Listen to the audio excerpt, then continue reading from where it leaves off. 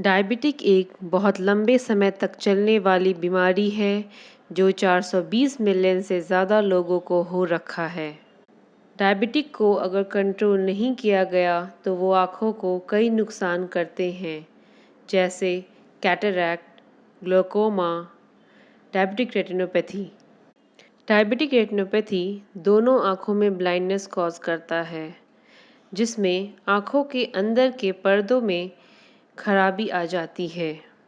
आँखों के doctor diabetic retinopathy को 2 स्टेजेस में डिवाइड करते हैं, जो है NPDR non proliferative diabetic retinopathy and PDR proliferative diabetic retinopathy. Non proliferative diabetic retinopathy में रेटिना के छोटे छोटे रक्त कोशिकाओं में से ब्लीडिंग होने लगती है। जैसे जैसे ब्लीडिंग ज़्यादा होता है वो रेटिना के लेयर्स में जमा होता जाता है। ब्लड वेसल्स टूटने और आँखों के अंदर खून जमा होने के कार्य को विट्रियस हेमोरेज कहते हैं। इसमें आँखों के आगे अंधेरा छा जाता है या आँखों के आगे सब कुछ लाल दिखने लगता है। Second stage of diabetic retinopathy, जिसे हम प्रोलिफरेटिव डायबिटिक रेटिनोपैथी कहते हैं, उसमें VEGF मॉलिक्यूल ज़्यादा बनने लगता है और वो ब्लड वेसल से जुड़ने लगता है, जिसके कारण कई नए ब्लड वेसल्स बनने लगते हैं। रेटिना के लेयर में ब्लीडिंग होने के कारण स्वेलिंग हो जाता है। ज़्यादा नए ब्लड वेसल्स बनने और टूटने की प्रक्रिया विशेषकर प्रोलिफरेटिव डायबिटिक रेटिनोपैथी में ही देखा जाता है, जिसके कारण आँखों के आगे अंधेरा छा जाता है और आँखों के आगे काले काले धब्बे दिखना शुरू हो जाते हैं। इसका एक इलाज लेज़र थेरेपी है और दूसरा आँखों के अंदर anti-VEGF इंजेक्शन। ये इंजेक्शन पहले कम दिनों के अंतराल पर लगता है, फिर ज़्यादा समय के अंतराल पर लगाया जाता है, जैसे साल में एक बार। पर ये इंजेक्शन पूरी ज़िंदगी लगवानी पड़ती है।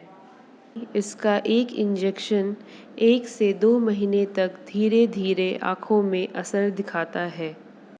ये anti-VEGF एजेंट्स VEGF मॉलिक्यूल के साथ जुड़ जाते हैं, जिसके कारण VEGF मॉलिक्यूल ब्लड वेसल से नहीं जुड़ पाते। ये anti-VEGF मॉलिक्यूल ब्लीडिंग को कम करता है और नए ब्लड वेसल्स को बनने से रोकता है।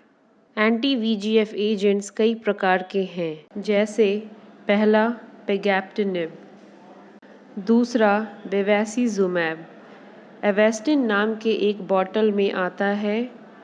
इसमें एक बॉटल दवा से कई पेशेंट्स को इंजेक्शन लगाया जाता है। ये भारत में उपलब्ध है, पर हमारे Indira Gandhi institute of medical science Patna में अभी उपलब्ध नहीं है, पर इसे जल्द से जल्द उपलब्ध कराने की प्रक्रिया चल रही है। तीसरा रैनीबिजुमैब भारत में आसानी से उपलब्ध है। इसमें एक बॉटल दवा से एक बार में एक पेशेंट्स को ही इंजेक्शन लगता है, जिसका दाम 10,000 के अंदर है और ये इंजेक्शन 1 से 2 महीने के अंतराल पर लगता है। चौथा एफ्लिबर्सेप्ट और पांचवा ब्रोलुसिजुमैब। इसमें भी एक बॉटल इंजेक्शन एक बार में एक पेशेंट को ही लगता है, जिसे 3 से 4 महीने के अंतराल पर लगाया जाता है और जिसका दाम 25 से 26,000 है।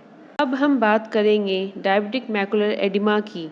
इसमें आँखों की रोशनी का मुख्य केंद्र मैकुला में सूजन आ जाती है।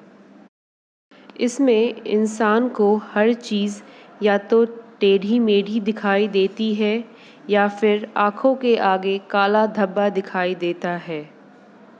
इसका इलाज लेज़र थेरेपी है और anti-VEGF इंजेक्शन। लेज़र थेरेपी में मैकुला के आसपास के नए रक्त कोशिकाओं को ख़त्म किया जाता है, जिसके कारण रेटिना को नुकसान होता है और हमारे देखने का क्षेत्र कम हो जाता है। इस बीमारी में हमारी रोशनी के वापस आने की संभावना बहुत कम होती है। Last stage of diabetic retinopathy, जिसे हम अंतिम पड़ाव कहते हैं डायबिटिक रेटिनोपैथी का, उसमें रेटिना टूटने लगता है और आँखों की थैली में आ जाता है। इसे डॉक्टर रेटिनल डिटैचमेंट कहते हैं। इसका एक और मात्र इलाज सर्जरी है। आँखों की रोशनी को बचाना और डायबिटिक को कंट्रोल करना ये हमारे हाथ में है। रेगुलर आई चेकअप और सही समय पर इलाज बहुत ज़रूरी है।